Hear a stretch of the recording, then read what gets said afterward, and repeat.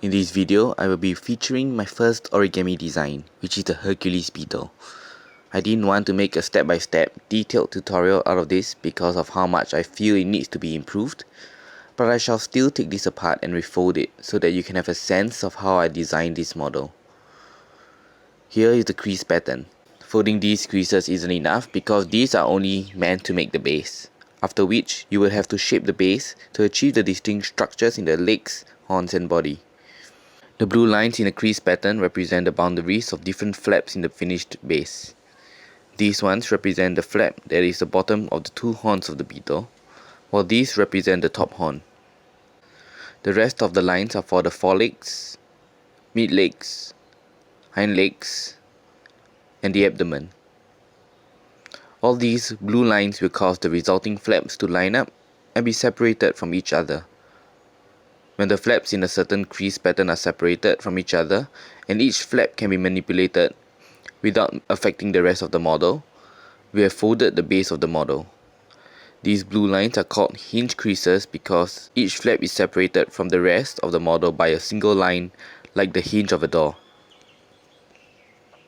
The other lines that are green and red are other creases that help bring the model together to form the base.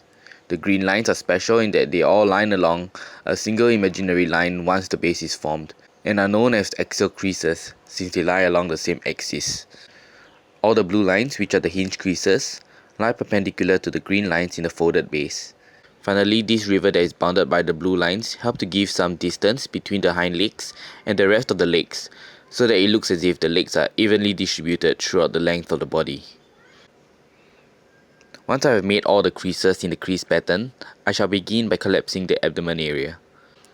You can see that I'm actually collapsing along more creases than what is shown in the crease pattern, and that's because when I first made this model, I thinned the flaps of the finished base before I started shaping it into the beetle.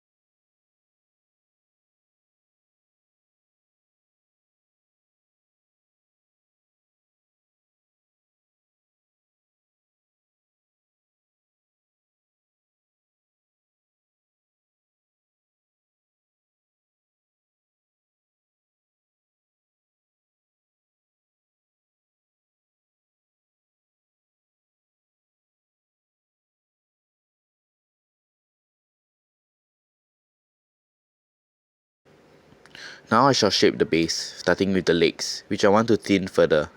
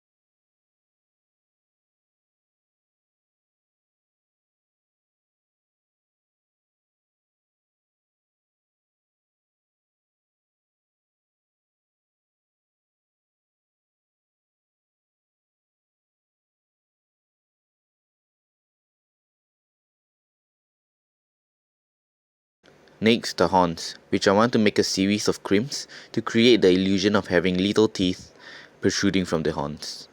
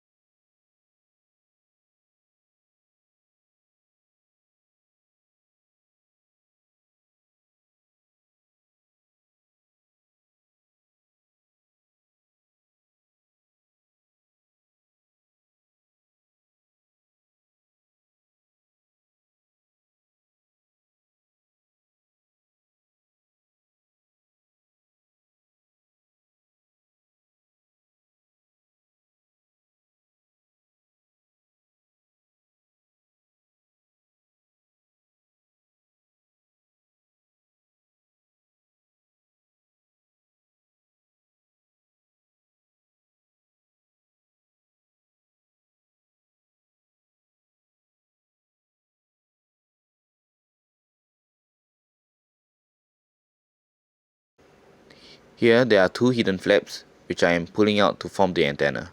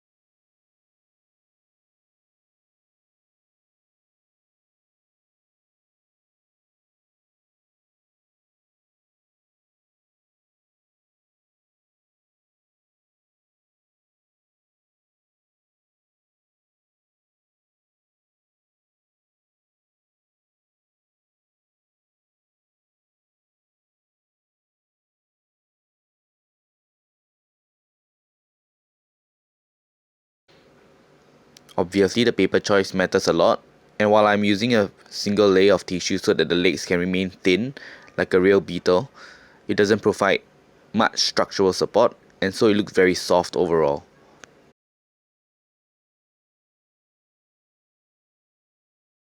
Either way, I hope you have enjoyed this video. I doubt I will be making this model again with better paper, since I would rather spend my time focusing on other models.